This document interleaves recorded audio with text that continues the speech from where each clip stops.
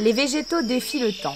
Les arbres séculaires à la croissance sans fin, les plantes qui renaissent et refleurissent à chaque printemps, indéniablement, leur capacité de survie et d'adaptation en font les champions de l'épigénétique. L'homme saura-t-il préserver leur vitalité ?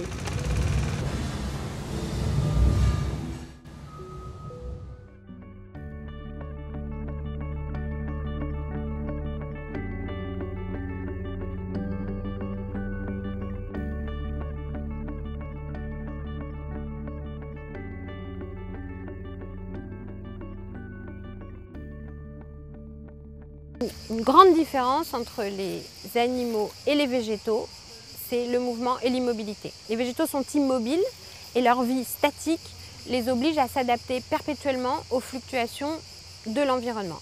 La stratégie des végétaux, c'est de produire des organes, des tissus tout au long de la vie. Ils font ça grâce à des groupes de cellules spécialisées, les méristèmes. Les méristèmes sont contrôlés par un réseau de gènes et aussi par des mécanismes épigénétiques.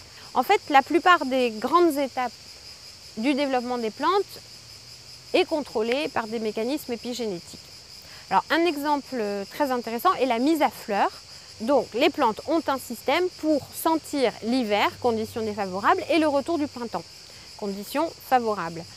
Ce système consiste en des marques épigénétiques déposées sur le gène FLC, qui est un répresseur de la floraison. Donc il est actif en hiver et quand vient le printemps, des marques épigénétiques éteignent la transcription de ce gène.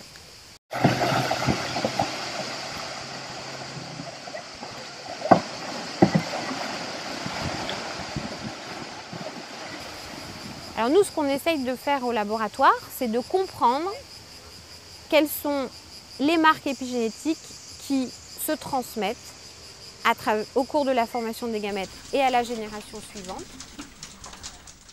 Voici une plante d'Arabidopsis thaliana en fleurs. Donc c'est une plante de laboratoire qui s'apparente à la moutarde et qui est facilement utilisable en laboratoire. Donc nous, ce qui nous intéresse dans notre équipe, c'est de travailler sur la reproduction sexuée et la dynamique des marques épigénétiques. Donc pour étudier les phases reproductrices de cette plante modèle, il nous faut travailler sur les fleurs. Et donc comme vous voyez, ce sont des structures extrêmement petites. Il faut disséquer pour accéder à les stades qui nous intéressent. Donc pour cela, on va prendre une fleur. Donc maintenant, je vais disséquer une fleur pour accéder à ces cellules reproductrices pour observer en microscopie confocale ces dynamiques de marques épigénétiques. Donc voilà, maintenant on a disséqué notre fleur et notamment prélevé les ovules qui contiennent les cellules reproductrices. Donc actuellement, on s'intéresse précisément à une marque épigénétique qui est la méthylation de l'ADN. Donc pour cela, on a généré des outils qui nous permettent de suivre en temps réel cette marque. Et donc ce sont juste des briques moléculaires qui sont associées à une protéine fluorescente.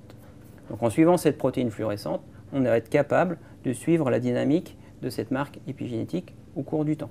Donc maintenant, on va pouvoir suivre la fluorescence générée par ce marqueur de la méthylation de l'ADN dans nos ovules disséqués. Et ce qu'on voit ici rapidement en utilisant ce microscope confocal, au niveau de la cellule œuf, donc qui va générer l'embryon une fois fécondé, on voit qu'au niveau de cette cellule, la distribution de la fluorescence est asymétrique, puisqu'elle est focalisée à certains points. Et donc ça, c'est une découverte importante, puisque c'est pour la première fois qu'on est capable de suivre cette marque épigénétique au cours de la reproduction sexuée.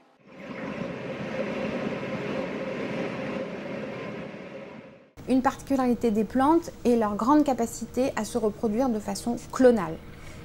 Par exemple, par bouturage des tiges, des racines. Mais il existe aussi des modes de reproduction clonale par les graines. C'est ce qu'on appelle l'apomixie. Apo, sans, mixie, sans mélange. Sans mélange des génomes mâles et femelles. Donc l'apomixie permet de reproduire une plante génétiquement identique à la mère sans fécondation par le mâle. Une graine. Donc un outil qui est utilisé dans l'agriculture depuis toujours. Donc ce phénomène existe dans la nature chez 400 familles de plantes, mais chez aucune plante cultivée. Pourtant, ce serait un outil extrêmement puissant pour l'agriculture, puisque ça permettrait de fixer en une seule génération un seul croisement des caractères d'intérêt. Par exemple, la résistance à la sécheresse, des caractères de résistance à des bioagresseurs, à des parasites. Et surtout, ce qui est intéressant, c'est que ça permet du coup de sélectionner des caractères locaux, adaptés à des situations locales. Donc en ce sens-là, l'homme adapte son agriculture et s'adapte à l'environnement, au changement du climat. Et on comprend que nos recherches sont complètement adossées à la recherche sur la diversité des plantes cultivées, la recherche sur les variétés anciennes qui sont souvent plus adaptées aux conditions locales que les variétés privilégiées par l'agriculture intensive. Et nous travaillons, nous, également avec le Mexique sur le maïs. Et les enjeux sont évidents, étant donné que 800 millions de personnes sont encore sous-alimentées dans le monde.